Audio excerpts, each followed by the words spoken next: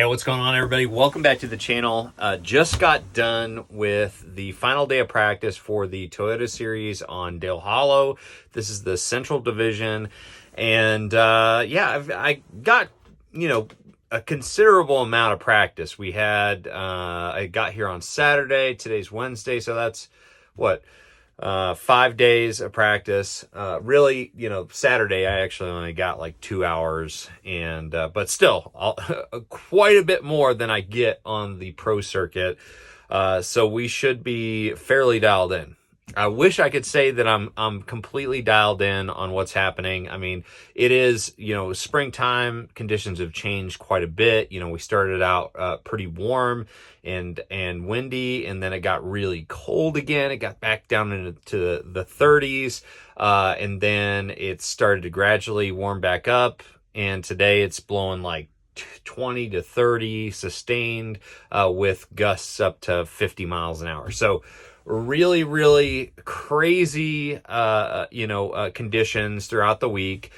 So I don't know exactly what I've ended up finding, but everybody else is in the same position. So primarily the things that I've been trying to find are, Dale Hollow, number one, is known for a little bit of grass fishing. There's really not a whole lot of grass, and unfortunately, there's probably a lot of people that have focused on that. So I don't know if that bite will amount to anything. But there's some other bites going on with secondary points and things of that manner. And with this excessive wind today and a little bit of rain tonight, we might actually have some action in the backs of the pocket. So we will find out all that tomorrow.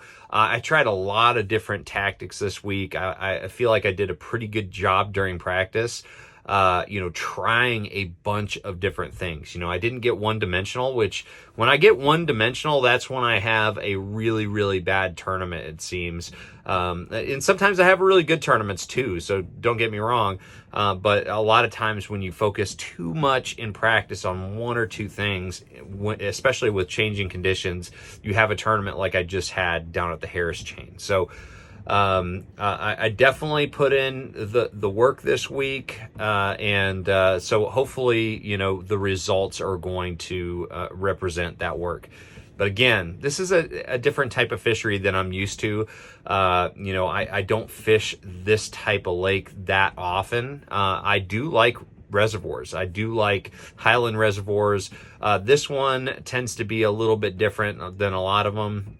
And also the addition of having smallmouth, makes it kind of difficult to just target the largemouth, because the largemouth are the biggest key for tournaments here. Even though, Dale Hollow is a world-class smallmouth fishery, they've got kind of a weird slot limit. So we can keep 2 smallmouth total, potentially, one between 12 and 16 inches in this tournament, and then one over 21 inches, which is a really difficult size to attain. So we've got a really difficult slot. So smallmouth really aren't something you want to target. So if you're just catching smallmouth, that's not something you want to do. But it does seem like you catch them mixed together. So it's not just smallmouth or just largemouth.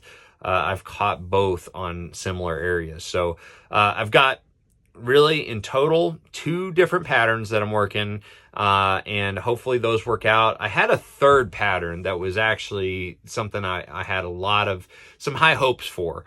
It was essentially chasing big giant schools of shad and targeting the suspended bass that were feeding on those balls of shad with active target or live target, or live scope rather, on my boat. I have the Garmin unit on my boat, but you could use active target if you have Lowrance or a mega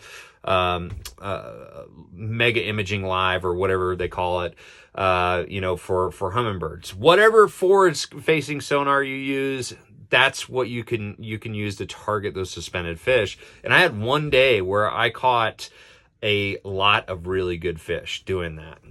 I had one spot that was loaded with bait.